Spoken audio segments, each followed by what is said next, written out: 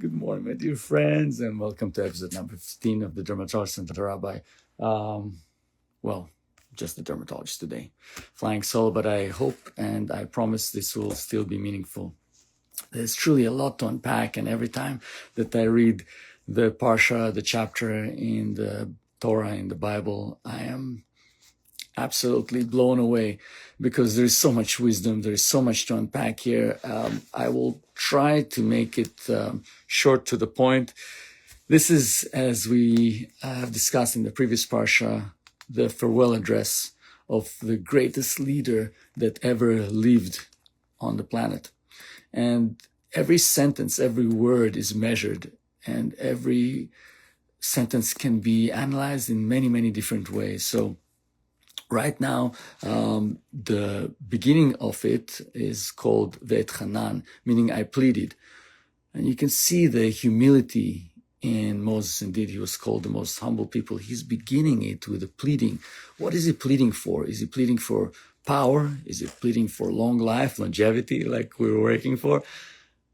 No, he's simply pleading to be able to enter the promised land, the land that he has taken the Jewish people for 40 years through the desert, through hardships, through difficulty. He's dreamed about, he's hoped for, and he's pleading with God who he has been his servant, his very loyal servant for so many years, and he's done his beckoning.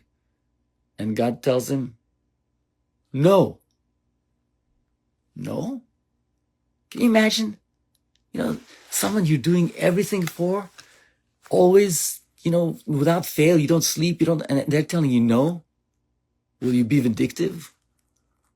Will you be angry? Will you be like, well, you're not my God anymore. One time I ask you something and you tell me no. No. And he continues to sing and to say some of the most deep, most beautiful words that will be tattooed on our heart, that we end up putting in our tefillin, that we keep between our heads, right? Where the pituitary gland is, connection between our brain and the rest of our body controlling us.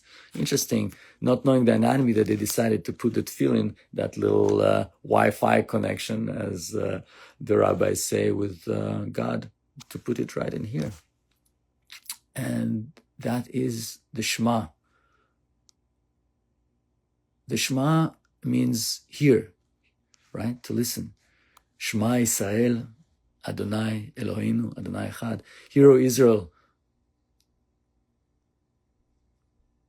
Shema Yisrael, Adonai Elokeinu. Our God is our God, and the God is one.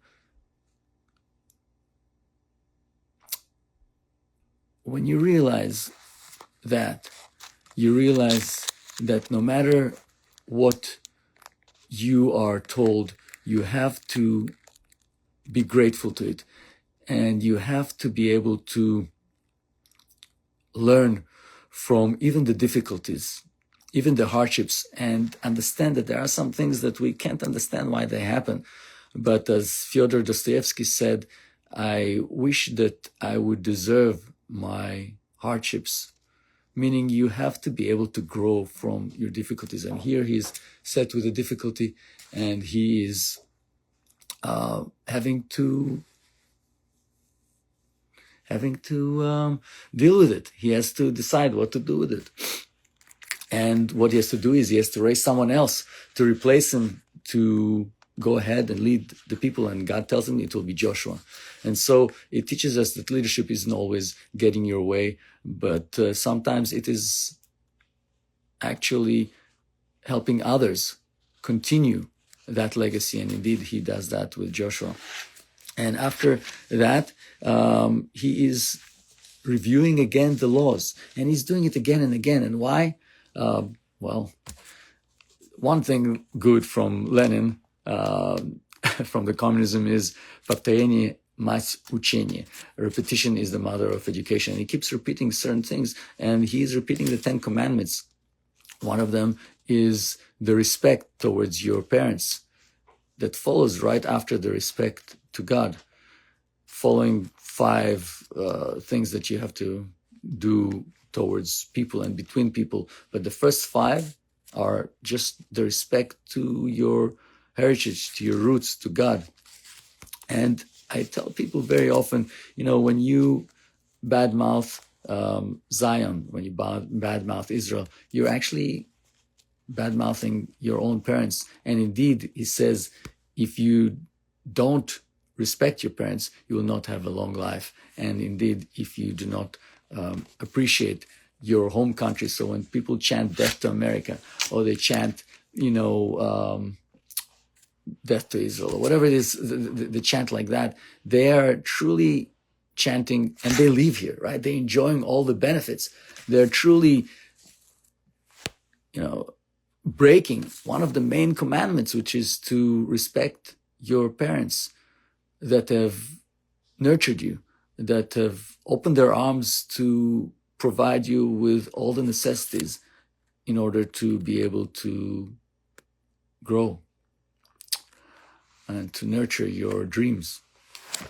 So he goes with that, and then he tells a very, very interesting thing to the Jews. He tells them, when honors he tells them, when the Lord your God, when God chose you, it's not because you are the most numerous of people that the Lord set his heart on you and chose you. Indeed, you are the smallest of the people. And unfortunately, the Jews have still remained the smallest. If you look where they're located, around the sea of autocracy, of lack of democracy, and they're the beacon in the center of that darkness of democracy, of inclusion, of love, and yet it's being besmirched and lied about. You're thinking of the poem Eve by Rudyard Kipling. That's Israel, right?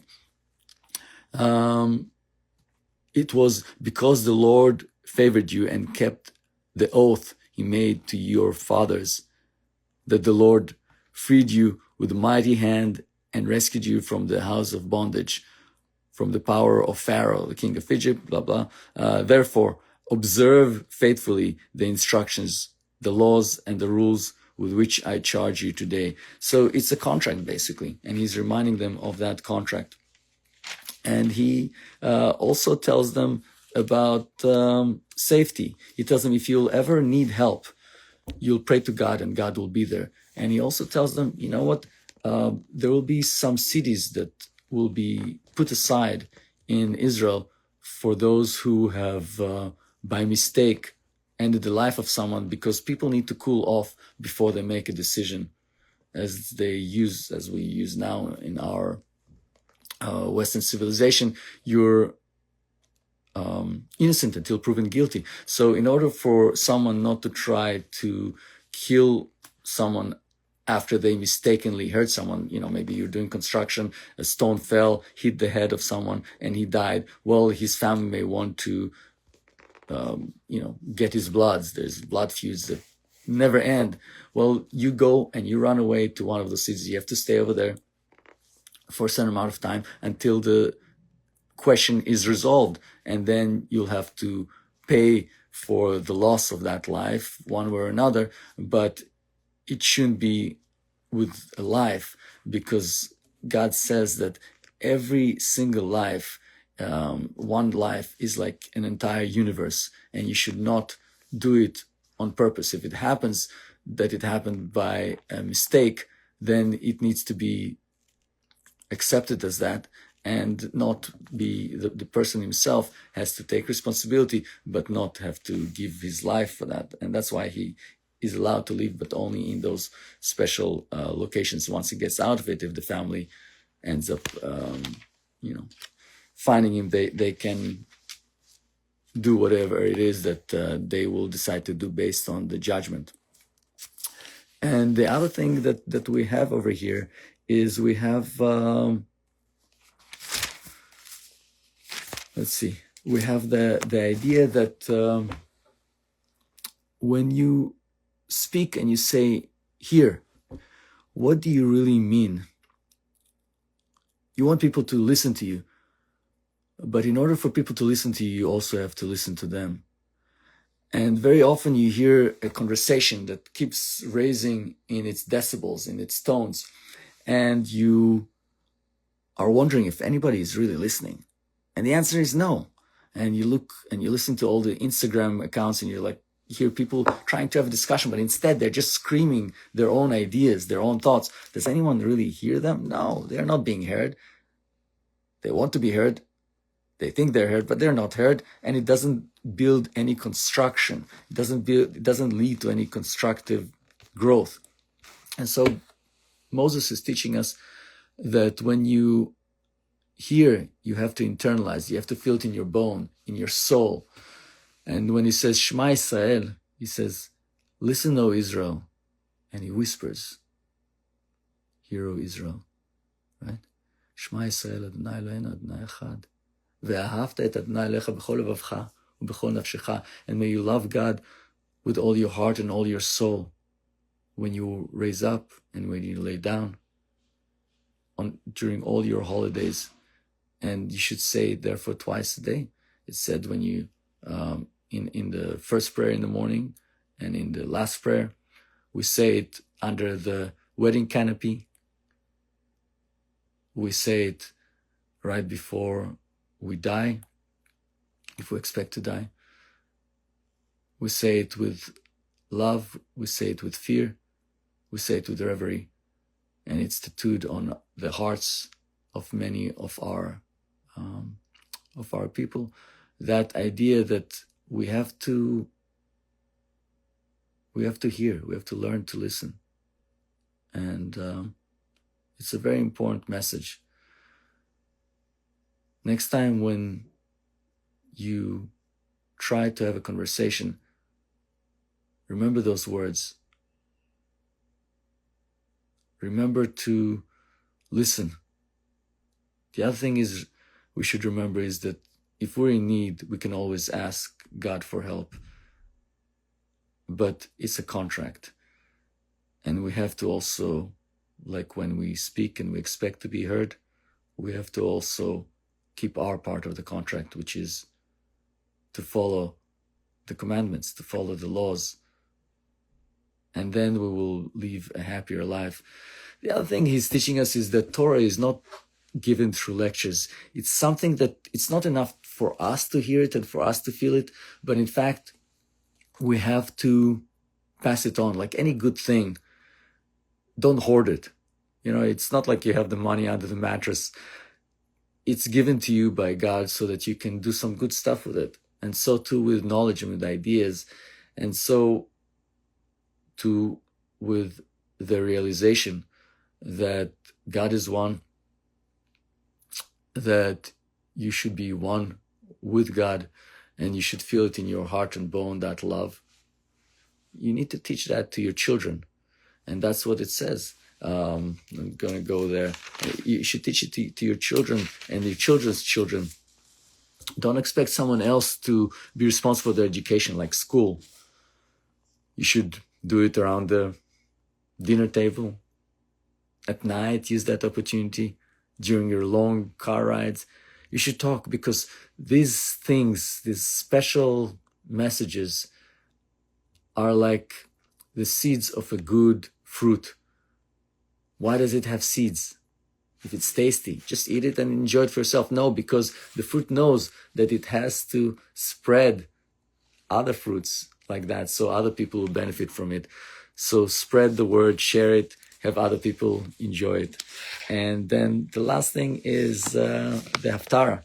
And the Haftarah is by Isaiah, a prophet that lived in Israel, in Judea, during the time of the Assyrian Empire rise. It was prophesied around 740 to 700 before the Common Era. And he's using words that some people say, oh, Zionism just started now. Well, here are the words from the Bible, right over here, right? And you can hear what he's saying. He's saying, or herald of joy to Zion, right? To Zion, right? Al har gavoa eli lecha mevaseret Zion, right? So the idea of Israel, of Jerusalem, of Zion, They have been there long ago. They're not new invention. And then he keeps saying, raise your voice with power, O herald of joy to Jerusalem. Right? Jerusalem was the capital of Israel, capital of Judea.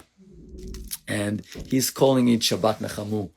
And it's Nachamu means a comfort, Shabbat of comfort. And it's right after the Tisha B'Av, right after we were sitting barefoot crying for the destruction of first, second temple and all the multiple calamities that befell us on this 9th day of the month of Av.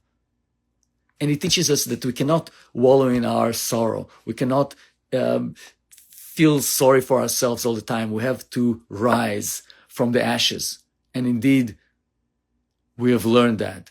And it not only for ourselves, but we teach others to have grit, to have the understanding that if we work hard, we will eventually succeed. And we can overturn any calamities. They say that the righteous person falls 7 times but rises 8 times. 8 in Judaism is a miraculous thing. And interestingly, in Japanese, they say the same kind of thing. So the idea is that no matter what happens, yes, you should grieve, take the time, but then after the destruction, remember, there will be rebuilding, and you have to keep moving on.